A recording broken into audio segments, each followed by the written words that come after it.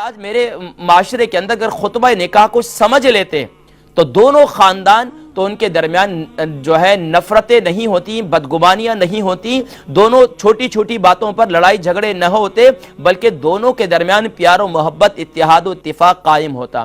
لیکن ہم نے خطبہ نکاح کو اہمیت نہیں دی۔ جب ہم نے اللہ کے رسول صلی اللہ علیہ وسلم کے پیغام کو اہمیت نہیں دی اپنی زندگی کے اندر، تو اس زندگی کے اندر خوشیاں پھر دائمی نہیں بنی، اس زندگی کے اندر خوشیاں دائمی نہیں بنی۔ سچ مجھے بتائیے گا، میں نے پچھلی دفعہ بھی سوال کیا تھا کہ میرے اتنے اس وقت ٹی وی اسکرین کے سامنے میں جوڑے بیٹھے ہوئے ہوں گے، اپنے آپ سے مخاطب ہو اور اپنے بارے میں سوچیں، کیا میرا نکاح ہوا تھا، نکاح کے موقع پر جو خطبہ پڑھا تھا، کیا مجھے یہ بھی معلوم ہے کہ وہ کون کون سی آیات پڑھی گئی تھی؟ کیا مجھے یہ بھی معلوم ہے کہ اس نکاح کی ان آیات کے اندر مجھے کیا پیغام دیا گیا تھا؟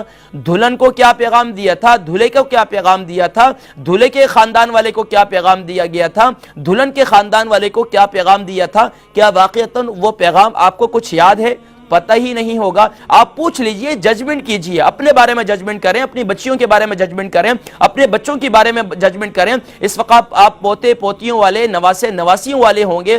یقین جانیے کہ میں آج کے معاشرے کو سامنے رکھتے ہوئے جب میں ان حالات کو دیکھتا ہوں کہ یار ہم لوگ کیا کس ڈگر پر چل رہے ہیں، ہم نے ہر ایک چیز کو ایک رسم بنا دی ہے، ہم نے ایک رسم بنا دی ہے اور ہم اس کی حقیقت سے آشنا نہیں ہو رہے۔ جب ہم حقیقت سے آشنا نہیں ہو رہے تو پھر ہماری زندگیوں کے اندر وہ حقیقتاً خوشی جو دائمی خوشی ہے وہ ہمیں میسر نہیں آ رہی۔ تو اس لیے ناظرین کرام، پچھلے پروگراموں میں شاید آپ کو یاد ہو کہ میں نے دو آیات خطبہ نکاح کی، دو آیات مبارکہ کی میں نے وضاحت کی تھی۔ ایک تو بسم اللہ الرحمن الرحیم، یا ایہا الذین آمنوا اتقوا اللہ حق تقاتہ ولا تموتن الا وانتم مسلمون۔ اس آیہ مبارکہ کی میں نے وضاحت کی تھی، شاید آپ کو یاد ہو، اگر یاد نہیں تو پھر آپ اس آیہ مبارکہ کا ترجمہ ضرور دیکھ لیجئے گا۔